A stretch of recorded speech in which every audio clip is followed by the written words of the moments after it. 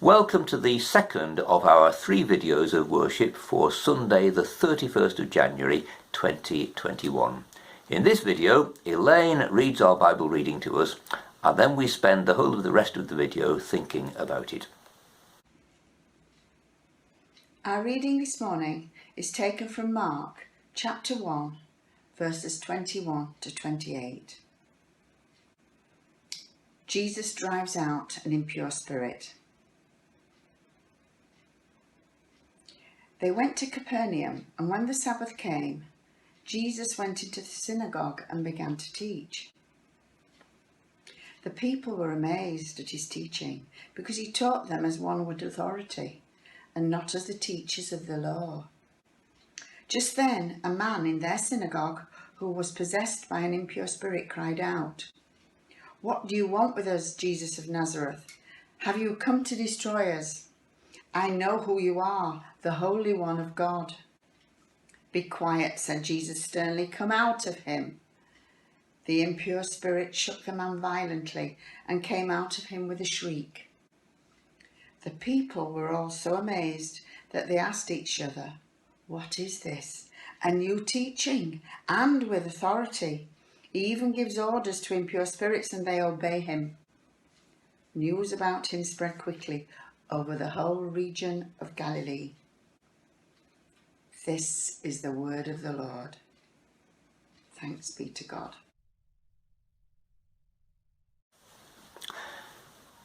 The Gospel reading that Elaine has just read to us today says that in the synagogue where Jesus went to speak, there was a man who was possessed by an evil spirit. And he kicked off about Jesus, and Jesus rebuked the evil spirit, and the evil spirit came out. This is not the only incident about evil spirits in the Bible, so I thought I'd better try and provide a kind of a framework for thinking about it. After all, it's not one of the things that we talk about nowadays, is it? Imagine going down to Hague Hall Medical Centre and saying to the doctor, "I think I've got an evil spirit." You would get fairly raised eyebrows, wouldn't you? And perhaps short shrift from the receptionist. What on earth are we supposed to think about that? Well, to begin with, there's a translation problem. In the version of the Bible that Elaine read to us, and in many other translations, it says a man who was possessed by an unclean or an impure or an evil spirit. But actually, when you look it up in the Greek, the word possessed isn't there. Possessed makes it feel like, well, somebody's nicked the car and they're driving it instead of us. Or perhaps it means that a man on the other end of the internet has managed to gain control of my computer and he's using it to empty my bank accounts. Possession means that it's beyond our control. But in the days when the King James Version first used that when they were translating the Bible, possession didn't really mean quite that. It meant sort of influenced. And in the Greek, it says a man in spirit unclean. And the first time it's used in verse 23, it actually leaves unspecified the question of whether it's the man's own spirit that's impure, or whether somehow there's a different spirit that's come into him that's impure. A different spirit? When I was very young, there was a cartoon in the Beano which was called The Numbskulls. And it concerned a chap whose name was later on Ed, who had various different departments in his brain. The eyes were looked at after by somebody called Blinky, who managed all the optics and the telescopes and all that kind of thing. The thinking inside was managed by somebody called Brainy, who had a kind of a slot machine computer and a keyboard to input data on. The hearing was looked after by somebody else who was called Radar. And the plots in this were all about the different arguments that they used to get up to. So, for instance, there was an argument between Brainy and Radar about whether they should wear a hat or not, because Brainy wanted to be kept warm inside, but Radar wanted the hearing equipment not to be impeded by the hat held down over his head. And there were all those kinds of things, and the personality inside the man was pictured by these different things that were all fighting each other.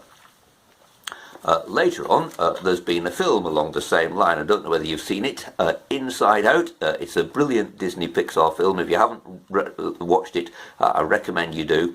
It's about a little girl called Riley, who moves with her family from one place to another, and she loses her friends, and it causes a crisis. But inside Riley, there are the different parts of her personality. There's joy, there is sadness, there she is, sadness, there's anger, and fear and disgust. And it's about the disintegration of her personality. When she moves house, she is suddenly undermined, and she kind of kicks joy and sadness out of her life, which means that anger and fear and disgust are in control of her life. And all the difficulties that joy has to try and get back in to Riley's personality. And it's a kind of an illustration of the fact that, philosophically speaking, it's very difficult to speak about what motivates somebody inside their character and their personality. And this person in Jesus's time, who was in the synagogue, who is defined about having a spirit inside which is unclean, is perhaps some of the difficulty that we have with this kind of Bible passage. Do I believe in unclean spirits, in evil spirits myself? Well, before I became a vicar, I never used to. But actually, when I became a vicar, I met people who obviously had serious problems inside themselves. And although you could kind of use psychological language of things like a feeling of insecurity to describe some of these things, actually, in a way, the sort of personalization which the evil spirit language of the New Testament uses kind of, in some senses, sort of felt appropriate in some circumstances. For me, the question is not really about whether I believe in evil spirits. It's rather a question about how people can be helped.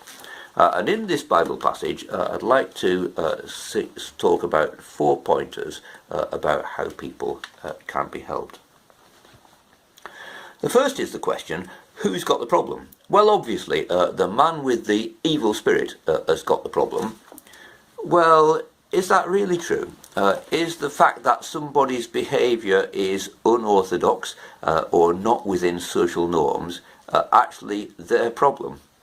You will know that I'm used to dealing with people who see the world in a different case, because kind of conditions like autism and various mental conditions are about how one interacts with the world.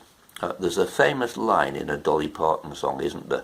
I have to live in his world because he can't live in mine. In a way, some people are not the problem themselves, rather the problem is how society treats them. But Mark's Gospel also says that the other people in the synagogue also had a problem. There were, later on that day, scores of other people who were brought to the house where Jesus was staying because they needed to be healed.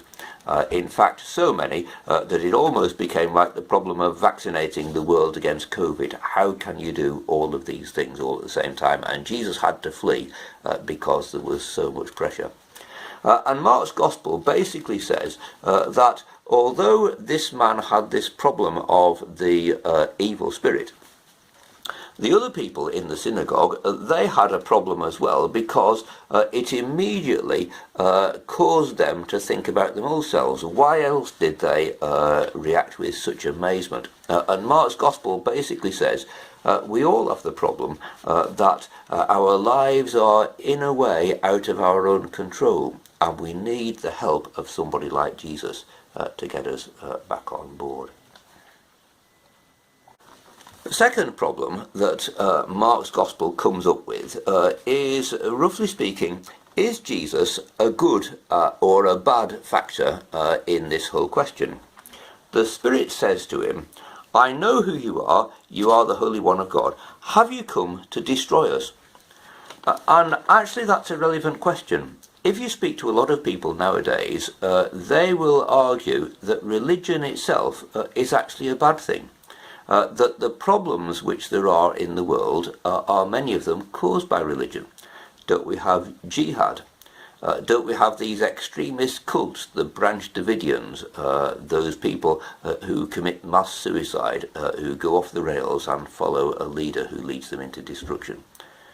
Don't we have all these sex scandals which have afflicted almost all the denominations of Christianity, mainstream Christianity, and led us to suspect that actually the whole business about Jesus inside people's lives is something that we ought to be careful of and watch out for? Well, that's a good question, and I can't deal with the whole of it in this, but suffice it to say, Mark's Gospel basically says Jesus is a good factor. Jesus is somebody who sorts out the difficulties in people's lives, and he is not the cause of them. It may well be that some of those who call themselves his followers are actually more problems than solutions, but Jesus himself is somebody on whom we can rely to get things fixed and to get them better. The third question is there a sort of a one-off fix to these things?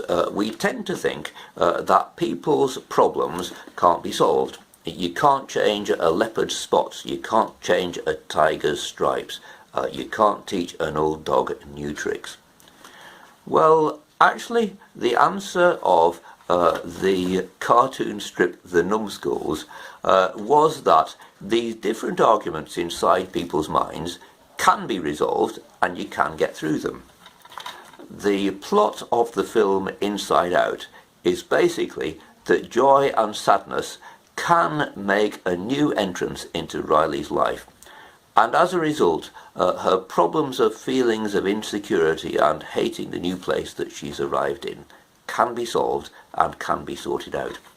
And the lessons of Mark's Gospel are the influence of the unclean spirit can be got rid of and can be sorted. And the lessons of modern psychological treatment, things like medication and cognitive behavioural therapy and all those sorts of things, are that our problems inside can be sorted and can be healed, and Jesus is part of the way of making the world a better place. And the fourth question is, well, how does it work? And actually, that's a big challenge. Mark's Gospel's answer is that for this particular chap, it worked simply by Jesus coming and commanding the evil spirit to go, and it went. In fact, in verse 26, later on in the passage from verse 23, the language is quite explicit that this spirit was a separate thing from the man himself, and it departed with a loud shriek and perhaps leaving him with shaking and those sorts of things. But it went, and the man was healed. But for the other people in the room, the question about how Jesus can heal them was a question of them wrestling with some fundamental questions. Who is Jesus? What's he come to do? How can he help me in my life? And those sorts of questions, they need to be wrestled with in our own understanding. Mark's Gospel invites us to wrestle with this question: who is Jesus? And how can he help me? And how do I understand him in my own life? And that's something which, when we get sorted out, will really make a positive difference in our lives. That's the end of the second of these 3 videos, and again, to join us in the next one, please just choose it when it appears on the screen after I've finished speaking, and we'll see you in the 3rd video.